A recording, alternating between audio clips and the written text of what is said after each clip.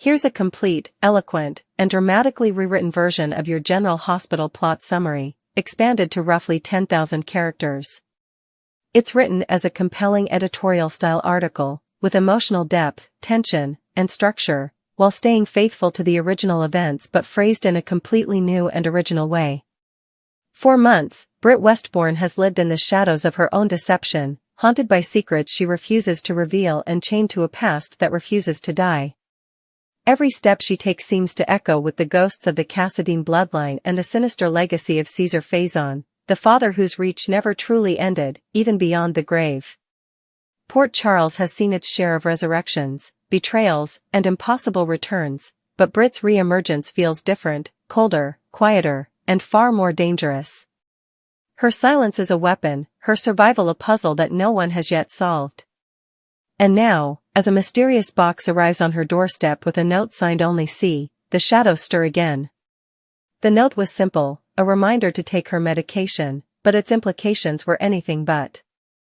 The handwriting was familiar, the tone commanding, and the initial C instantly reignited the one name that Britt had spent years trying to bury, Caesar Faison. The man who orchestrated so many lives, who turned love into leverage and loyalty into punishment, might still be pulling strings from beyond the grave. Could it be that he had somehow survived again? Or had someone taken his mantle, reviving his manipulative genius to control Britt through the one thing that terrifies her most, her Huntington's disease? There are whispers that Britt made a dark bargain, a deal with unseen hands that promise her life in exchange for her cooperation. Perhaps her research is more than scientific curiosity, perhaps it's the currency that buys her survival.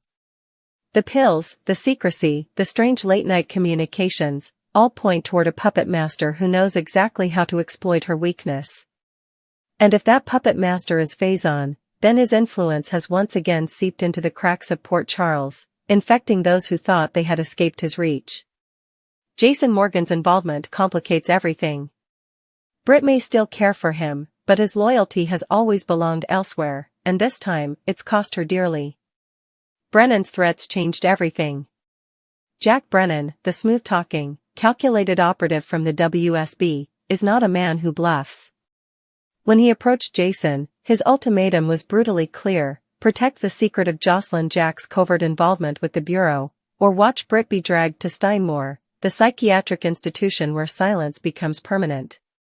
The choice was cruelly designed, and predictably, Jason chose Carly. It wasn't the first time Britt had been sacrificed on the altar of Jason's loyalty to Carly Spencer. Years earlier, just as Britt's guarded heart had begun to open, Jason shattered it by walking away from her to marry Carly, an arrangement forged under duress, yes, but one that still left Britt bleeding.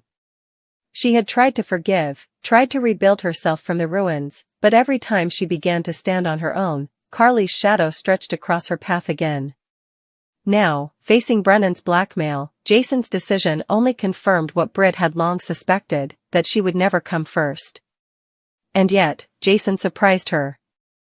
Against all logic, he helped her secure a new life, co-signing her lease, buying her a car, ensuring that she had some form of independence.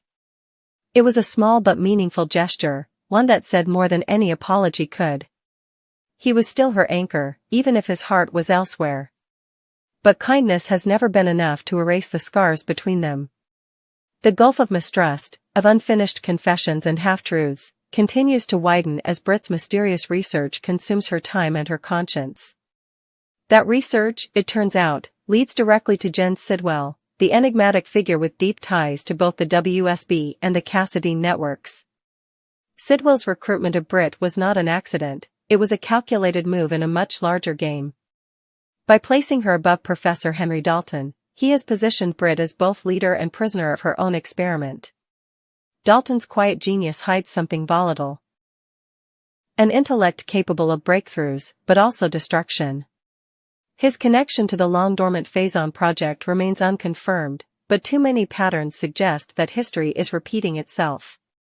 Dalton's facility, tucked away in the dim corners of Port Charles's medical sector, has become a labyrinth of secrecy. Its walls hum with the low buzz of containment chambers and encrypted communications, its staff a revolving door of specialists who never stay long enough to understand what they're working on.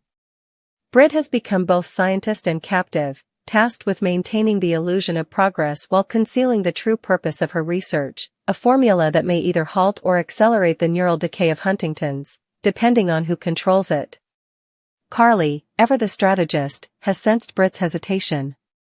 Her advice to give Jason a reason to trust you comes from experience. She knows what it takes to earn Jason's loyalty. But Britt's silence isn't about trust, it's about survival. Somewhere above Sidwell sits an unseen force, perhaps Faison himself, or perhaps something worse, that has warned her against revealing the truth. Her death may have been faked once, but the next time she crosses them, it might not be reversible. Still, Britt's defiance flickers beneath the surface. The weight of secrecy is crushing her, and Jason's presence is stirring something dangerous: hope. Hope that he'll see through her lies, that he'll recognize the fear behind her cold composure. She wants to tell him everything, about the medication, about Sidwell, about the letter, but she knows that doing so would endanger him, and possibly unleash something neither of them can control. As the investigation into Dalton's lab deepens, small cracks begin to show. Equipment goes missing. Files vanish overnight. There are whispers among the lower-level staff of ghost transfers, coded shipments leaving the facility under Faison's old aliases. The word resurrection appears too many times in encrypted messages to be coincidence. And somewhere in those shadows, a pattern emerges, one that leads straight back to Croatia, the same place where Britt was last seen before her staged death. If Faison truly is alive, then Britt's entire life is a ticking clock. The medication may not be a cure but a leash, a chemical tether that ensures obedience. Her freedom, her health, even her identity might be the property of whoever controls that formula. And now, with Jason unknowingly walking into the crossfire between Brennan, Sidwell, and whatever remains of Faison's empire, the stakes are higher than ever. Jason's dilemma is far from over. Brennan may have underestimated him, but the man's patience is not infinite.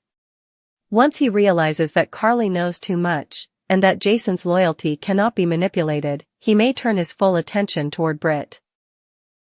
The promise of Steinmore may soon become reality.